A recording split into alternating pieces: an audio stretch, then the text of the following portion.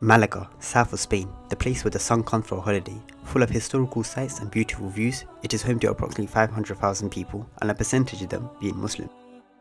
Islam first came to Spain during the start of the 8th century, when Muslims conquered the greater parts of southern Spain and Portugal.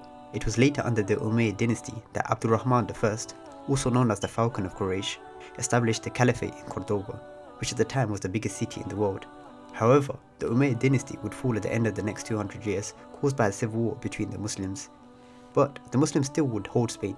It was not until the 13th century where the Christian Crusaders would come and reclaim Spain. Spain since has been under Christian control, but now, nearly 800 years later, in the 21st century, remnants of Islam are still found in Spain, and more so here in Malaga as well. On a Friday, I visited Mezquita de Andalus, also known as Malaga Mosque, which is just located south from the centre of the city. It was a beautiful mosque with ample space for prayer, nicely built interior, pristine marble flooring, and a small fountain on the inside contrasting a 25-metre minaret on the outside. Anyway, after the Jummah Salah, which had the mosque filled to the brim, I had arranged a small interview with the head imam of the mosque. We sat down, I prepared all my questions, and then I realised he didn't speak English. He didn't speak English, nor I could speak Spanish or Arabic, so that was basically the interview over. But alhamdulillah, our brother in the mosque acted as the intermediary between us. And I didn't record the interview because it didn't go as planned, so I just felt embarrassed and a bit awkward.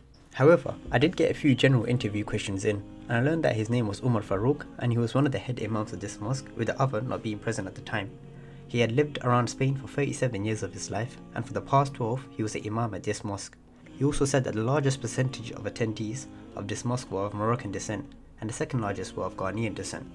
But I know this doesn't feel too natural because it's just me talking and no an actual interview. I should have been more prepared, and it was down to my mismanagement that this happened, but inshallah next time I'll try and get a proper interview. Other than that, Malaga was a delight. I was able to find halal restaurants, the people were friendly, the weather was amazing but sometimes a bit too overwhelming, the historical sites and the general scenery was stunning, and I only scratched the surface of what the city had to offer. I would love to come here again, and I'll recommend anyone watching this to come here as well. I'll just leave it off with a little message. Try and see the world with your own eyes, whether it be your friends, family or even your spouse.